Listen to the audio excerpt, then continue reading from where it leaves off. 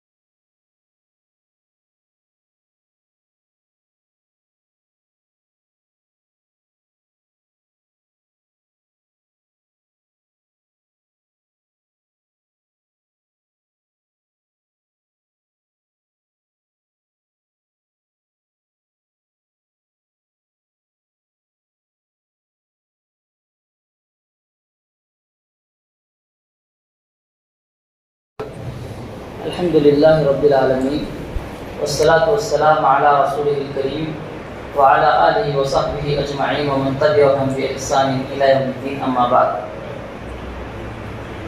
قال اللہ تبارک وتعالی فی القرآن المجید والفرقان الحمید: فاعوذ باللہ من الشیطان الرجیم، بسم اللہ الرحمن الرحیم. قلنا یا نار کونی بردا وسلاما علی ابراہیم. محترم سامعین، ابھی ہم لوگوں نے قرآن مجید کی بہت ساری آیات کو سنا. آج کی اس تراویح کی نماز میں ہم لوگوں نے دو سورتوں کو سنا، سورۃ الانبیاء اور سورۃ الحج. سورۃ الانبیاء کی پہلی آیت کے اندر اللہ تبارک و تعالی لوگوں کو ایک پیغام دے رہا ہے: اقترب للناس حسابهم، کہ لوگوں کے حساب و کتاب کے دن قریب آ گئے، لیکن لوگ ابھی خواب غفلت میں سوئے ہوئے ہیں. اللہ تبارک و تعالیٰ یہ بتانا چاہ رہا ہے کہ آج دو چیزیں یہاں پر ہیں.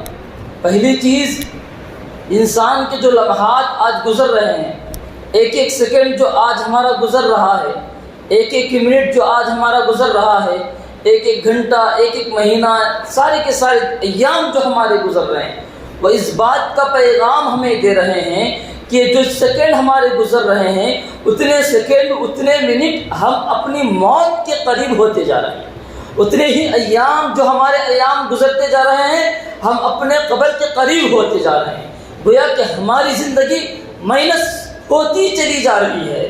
تو اس لیے ہماری اس زندگی کے اندر ہم اللہ تبارک و تعالیٰ کو راضی کرنے کی کوشش کریں. ان آیاتوں کے اندر اللہ تبارک و تعالیٰ نے انبیاء کرام رضوان اللہ علیہ مجمعین کا تذکرہ فرمایا، بہت سارے انبیاء کا تذکرہ فرمایا. اس کے تذکرے سے پہلے اللہ تبارک و تعالیٰ یہاں پر انسان کو اس کی خواب غفلت سے بیدار کرنا چاہتا ہے. اللہ تبارک و تعالیٰ انسان کو یہ احساس دلانا چاہتا ہے. ایک معمولی سی مثال میں آپ لوگوں کے سامنے پیش کر دینا مناسب سمجھتا ہوں. آج ہم لوگ زندگی کے اندر کاروبار کرنے والے آپ لوگ مجھ سے زیادہ جانتے ہیں کہ حساب و کتاب آپ لوگ کرتے ہیں. ایک بڑا بزنس مین جو بھی ہوتا ہے اس وقت تک وہ سوتا نہیں ہے جب تک کہ اپنے کاروبار کا انکم وہ جانچ نہ لے، جب تک کہ وہ اپنے پیسوں کا حساب نہ کر لے اس کو نیند نہیں آتی۔ وہ جب تک نہیں دیکھ لیتا کہ آج میں نے کتنا پیسہ خرچ کیا ہے، کتنا پیسہ کمایا ہے۔ یہ بزنس مین کی علامت ہوتی ہے کہ اس وقت تک سوتا نہیں، اس کو نیند نہیں آتی۔ لیکن مومن کی علامت کیا ہوتی ہے؟ مومن کو اپنی زندگی کے اندر یہ سوچنا ہے کہ آج میں نے اللہ تبارک و تعالیٰ کو راضی کرنے کے لیے کون سے پلس والے کام کیے، کون سے اچھے کام میں نے اللہ تبارک و تعالیٰ کو خوش کرنے کے لیے کیے، کون سے ایسے کام ہیں، کون سے ایسے گناہ ہیں جن گناہوں کو آج میں نے کیا ہے۔ مومن اس کا حساب دے، اپنی زندگی کا محاسبہ کرے، اپنی زندگی کے بارے میں سوچے کہ میں جو قیامت کے لیے میں تیاری کر رہا ہوں، اس تیاری میں کہاں تک آگے بڑھا ہوں، کہاں تک میں اللہ تبارک و تعالیٰ کو راضی کرنے والا بنا ہوں۔ اس چیز کے اندر انسان کی سوچ، انسان کی فکر یہ ہونی چاہیے۔ میں ہمیشہ کہا کرتا ہوں کہ جب انسان اپنے ایمان کے اندر آگے بڑھ جاتا ہے، امام بخاری رحمہ اللہ نے خود اپنی کتاب کے اندر باب باندھا، الایمان یزید و ینقص۔ ایمان انسان کا جو ہوتا ہے وہ زیادہ بھی ہوتا ہے، وہ کم بھی ہوتا ہے ایمان کے حساب سے۔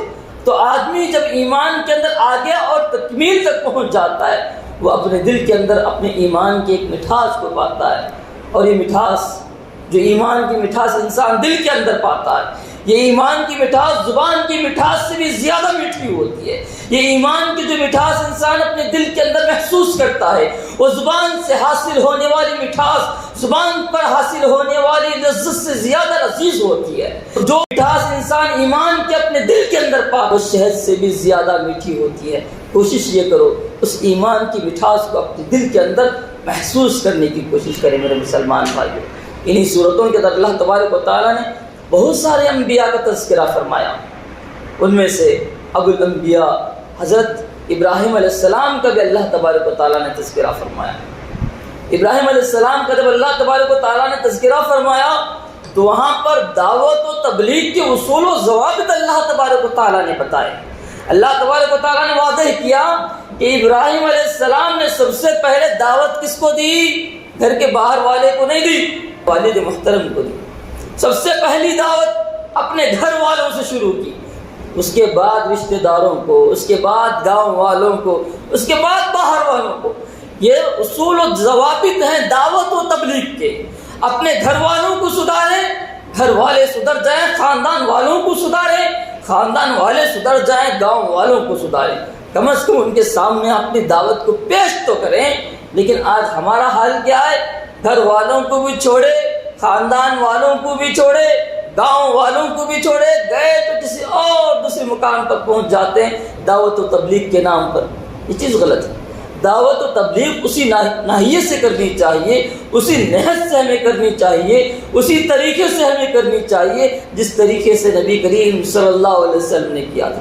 وَأَنذِرْ عَشِيرَتَكَ الْأَقْرَبِينَ، تم سب سے پہلے اپنے رشتہ داروں کو جو ہے ڈراؤ۔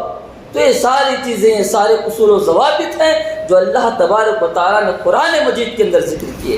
ابراہیم علیہ السلام اپنے والد محترم کو دعوت دیتے، یا ابتی، اپنے باپ کو کہہ رہے اے میرے والد محترم، پیارے انداز سے سمجھانے کی کوشش کرتے ہیں، تم ایسے بتوں کی عبادت کیوں کرتے ہو جو نہ تمہاری بات کو سن سکتے ہیں، نہ تمہارا جواب دے سکتے ہیں، نہ تمہیں جو ہے فائدہ پہنچا سکتے ہیں اور نہ تمہیں نقصان پہنچا سکتے ہیں۔ لیکن اپنے قوم کو، اپنے رشتہ داروں کو جب ابراہیم علیہ السلام نے سمجھایا تو جب پوچھا انہوں نے کیوں تم ان اصنام کی، ان بتوں کی پوجا کرتے ہو، تو انہوں نے کہا تھا ہم نے اپنے باپ دادا کو اسی نہج پر پایا، اسی طریقے پر پایا، اسی لیے ہم اپنے باپ دادا کی جو ہے اطاعت کرتے ہیں، ان کی پیروی کر رہے ہیں۔ تو ابراہیم علیہ السلام نے سوچا، یہ واقعہ آج ہم نے قرآن مجید کے اندر سنا ہے، اس لیے اس واقعے کو تازہ کر دینا مناسب سمجھتا ہوں۔ تو ابراہیم علیہ السلام نے سوچا کہ اپنی قوم کو ایک سبق سکھاؤں گا۔ اپنے قوم کو سبق سکھانے کے لیے انہوں نے ایک دن کا تلاش کیا، ایک ایسے دن کا انہوں نے انتخاب کیا جس دن سارے کے سارے گاؤں والے عید کے لیے، کسی ایک عید منانے کے لیے گاؤں چھوڑ کر باہر جایا کرتے تھے۔ جب سارے کے سارے گاؤں والے گاؤں چھوڑ کر باہر جاتے ہیں، ابراہیم علیہ السلام بت خانے میں پہنچ جاتے ہیں، سارے بتوں کو توڑنے کے بعد بڑے بت کو چھوڑ دیتے ہیں۔ سارے گاؤں والے آتے ہیں، من فعل ھذا، کس نے کیا یہ سب؟ تو لوگ کہتے ہیں ہمارا ایک ہی دشمن ہے، ہمارے معبودوں کا ایک ہی دشمن ہے، وہ ہے ابراہیم، لے کے آؤ اس کو، ہم پوچھتے ہیں کیوں ہمارے بتوں کو توڑا۔ ابراہیم علیہ السلام آتے ہیں، کہتے ہیں بل فعلہ کبیرہم ھذا فاسألوا، تم مجھ سے کیوں پوچھتے ہو؟ یہ تو سارے کے سارے بت ٹوٹے ہوئے ہیں، یہ بت صحیح سالم کھڑا ہوا ہے نا بڑا، اس بڑے بت سے آپ پوچھو، تم اس بڑے بت سے پوچھنے کے بجائے مجھ سے کیوں پوچھتے ہو، وہ تمہیں جواب دے گا۔ سارے کے سارے لوگ خاموش ہو جاتے ہیں، ان کے سر شرمندگی کے ماندے جھک جاتے ہیں، پریشانی کے عالم میں وہ جواب تھوڑی دیر تک نہیں دے سکتے۔ اس کے بعد وہ لوگ کہتے ہیں اے ابراہیم یہ بت تو جواب نہیں دے سکتے، تو ابراہیم علیہ السلام انہی کے اس جواب کو جواب بناتے ہیں اور کہتے ہیں کہ جو بت نہ تمہاری بات کو سن سکتے ہیں، نہ تمہارا جواب دے سکتے ہیں، نہ تمہارا کوئی فائدہ پہنچا سکتے ہیں، نہ تمہیں نقصان پہنچا سکتے ہیں، ایسے بتوں کی پوجا تم کیوں کرتے ہو؟ لوگوں کو کچھ بھی سمجھ میں نہیں آیا جواب کیا دیں، تو آخر کار انہوں نے ظلم و ستم کا راستہ اپنایا۔ تو یاد رکھو، جب اللہ تبارک و تعالیٰ پر کوئی انسان بھروسہ کرتا ہے، توکل کرتا ہے، ایک بہت بڑا سبق اس ابراہیم علیہ السلام کے واقعے کے اندر ہمیں ملتا ہے کہ اللہ تبارک و تعالیٰ پر جو بھروسہ کرتا ہے، ساری کی ساری دنیا ایک طرف ہو جائے، اللہ تبارک و تعالیٰ کو بھروسہ کرنے والے کو اللہ کبھی ساتھ نہیں چھوڑتا، ہمیشہ اللہ تبارک و تعالیٰ اس کو ساتھ دیتا ہے اور ایسے ایسے کارنامے، ایسے ایسے کرشمے دکھاتا ہے کہ ساری دنیا دیکھ کر حیران رہ جاتی ہے، کیا کبھی ایسا بھی ہو سکتا ہے؟ تو ابراہیم علیہ السلام کو مارنے کے لیے ان لوگوں نے سوچا کہ ہم ایسی آگ لگائیں گے، اس آگ کے اندر ابراہیم علیہ السلام کو ڈالیں گے۔ تو ابراہیم علیہ السلام بھی اللہ پہ بھروسہ کرنے والے، اتنا بھروسہ کرتے تھے، ابراہیم علیہ السلام آزمائش میں اتنے آگے بڑھ گئے تھے، تو اللہ تبارک و تعالیٰ نے کبھی ان کے متعلق کہا ان ابراہیم کان امہ، یہ ابراہیم علیہ السلام ایک آدمی نہیں ہے، ایک فرد نہیں، یہ ایک امت کے برابر ہے، یہ ایک جماعت کے برابر ہے، یہ ان کے ایمان کی پختگی کی علامت تھی، ان کے ایمان کی تکمیل کی علامت تھی، وہ ایمان کے اس درجے پر فائز تھے جس درجے کا اللہ تبارک و تعالیٰ نے ابراہیم علیہ السلام کے متعلق یہاں پر تذکرہ فرمایا۔ آگ لگائی گئی، آگ کے اندر ڈالنے کے لیے سارا کا سارا مجمع، جس انسان کو جو چیز لانی تھی وہ لا کر آگ جلانے کے لیے مہیا کیا، انہوں نے تیاری کی، آگ لگائی گئی، ایسی خطرناک آگ لگائی گئی، سارے کے سارے لوگ وہاں پر جمع ہو گئے۔ ایک جمع غفیر یہ دیکھنے کے لیے آیا کہ ابھی ابراہیم کو اس آگ کے اندر ڈالا جائے گا، سارے لوگ یہ دیکھنے کے لیے آئے کہ اس ابراہیم کی حالت کیا ہوگی، کیسے یہ جلیں گے اس آگ کے اندر، ایک دیکھنے کے لیے سارے کے سارے لوگ جب آگ کے اطراف اکناف جمع ہو گئے، اللہ تبارک و تعالیٰ نے اس آگ کو حکم دیا جو آگ جلانے کا کام کرتی ہے۔ اللہ تبارک و تعالیٰ نے کہا یا نہ رکونی، اے آگ تو ٹھنڈی ہو جا۔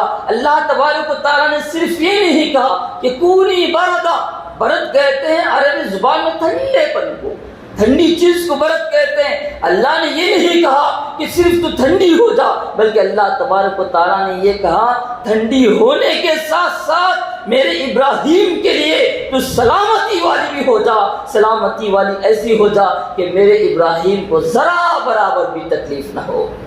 پھر کائنات نے، اس آسمان و زمین نے دیکھا، اس مجمع نے دیکھا، ان لوگوں نے دیکھا جو ابراہیم علیہ السلام موت کو دیکھنے کے لیے آئے تھے، ابراہیم علیہ السلام کو جلتا ہوا دیکھنے کے لیے آئے تھے، ایسے لوگوں نے دیکھا جب ابراہیم علیہ السلام کو آگ میں ڈال دیا گیا، ابراہیم علیہ السلام اس آگ کے اندر آرام سے کھیل رہے ہیں، کوئی تکلیف نہیں ہو رہی ہے۔ اللہ تبارک و تعالیٰ نے جلانے والی آگ کو حکم دے دیا کہ آج تک تیرا کام تھا جلانا، لیکن آج تو نہیں جلانا، آج نہیں جلانا، آج میرا حکم ہے۔ یہ اللہ تبارک و تعالیٰ کا حکم تھا، جو آگ جلانے کا کام کرتی ہے، جب اللہ کا حکم آتا ہے وہی آگ بچانے کا کام کرتی ہے۔ تو اس آگ نے ابراہیم علیہ السلام کو بچایا، ٹھنڈی کے اندر ابراہیم علیہ السلام آرام کے ساتھ، سلامتی کے ساتھ رہے۔ تو بتانے کا مقصد یہ ہے میرے مسلمان بھائیو ایمان کی جو طاقتیں ہیں، ایمان کی جو روحانی طاقت ہے، جب تک ہم اپنے اندر نہیں پیدا کریں گے ہم ہر چیز سے ڈرتے رہیں گے۔ نبی کا تذکرہ، جس کا تذکرہ میں نے کچھ دن پہلے درس فجر کا جو درس تھا اس کے اندر میں نے تذکرہ کیا تھا یونس علیہ السلام کا، وہ دعا بھی اللہ تبارک و تعالیٰ نے ذکر کی، لا الہ الا انت سبحانک انی کنت من الظالمین۔ تو اللہ تبارک و تعالیٰ نے کہا فاستجبنا لہ، ہم نے ان کی دعاؤں کو قبول کر لیا، ونجیناہ من الغم، ہم نے ان کو غم سے نجات دلا دی، وَكَذَلِكَ نُنْجِي الْمُؤْمِنِينَ، اور اسی طریقے سے ہم مومنوں کو نجات دلائیں گے۔ اللہ تبارک و تعالیٰ نے یہاں پر دعا یہاں پر اللہ تبارک و تعالیٰ نے پیش کی، اس دعا کے متعلق نبی کریم صلی اللہ علیہ وسلم نے ارشاد فرمایا جو بھی انسان اس دعا کو پڑھتا ہے، جو بھی انسان اس دعا کو پڑھنے کے بعد اللہ تبارک و تعالیٰ کے سامنے فریاد کرتا ہے، جو بھی انسان آج تک اس دعا کو پڑھا، اس دعا کے ذریعے مانگا، اللہ تبارک و تعالیٰ نے جو چیز جس انسان نے بھی مانگا اس کو اللہ تبارک و تعالیٰ نے دیا۔ تو یہ دعا کی تاثیر ہے۔ یہاں پر اللہ تبارک و تعالیٰ نے اس دعا کا تذکرہ کیا۔ ہمیں ہر مصیبت کے وقت، ہمیں ہر پریشانی کے وقت اس دعا کو بار بار پڑھنا چاہیے۔ اس کا مطلب یہ ہرگز نہیں کہ مصیبت میں کوئی آدمی آ گیا، سارے کے سارے لوگ جمع ہو گئے اور کہنے لگے کہ چلو بھئی اب ہم دعائیں پڑھتے نہیں۔ جو مصیبت میں پھنس جاتا ہے، جو انسان پریشانی میں پھنس جاتا ہے، ایسے انسان کو آگے بڑھ کے دعا کرنی چاہیے۔ جو درد تم اپنے دل کے اندر اپنی مصیبت کا محسوس کر سکتے ہو وہ دوسرا محسوس نہیں کر پائے گا۔ جو پریشانی میں ہوتا ہے وہ پریشانی کو جتنی نزدیک سے دیکھ سکتا ہے دوسرا انسان اس کی پریشانی کو اتنی نزدیک سے دیکھ نہیں سکتا۔ تو جتنی نزدیک سے وہ پریشانی کو دیکھے گا، جتنی دیر سے وہ مصیبت کو سہ رہا ہوگا، اتنے ہی دل سے وہ اللہ تبارک و تعالیٰ سے دعا کرے گا۔ تو مصیبت کے وقت خود آگے بڑھ کر اللہ تبارک و تعالیٰ کے سامنے دعا کریں، یہ فضیلت کی چیز ہے میرے مسلمان بھائیوں۔ آخر میں اللہ تبارک و تعالیٰ سے میں یہی دعا کرتا ہوں کہ اللہ تبارک و تعالیٰ ہم تمام لوگوں کو کہی ہوئی باتوں پر عمل کرنے کی توفیق عنایت فرمائے۔ اللہ تبارک و تعالیٰ ہمیں صحت و تندرستی عطا فرمائے۔ آمین یا رب العالمین۔ وآخر دعوانا الحمدللہ رب العالمین۔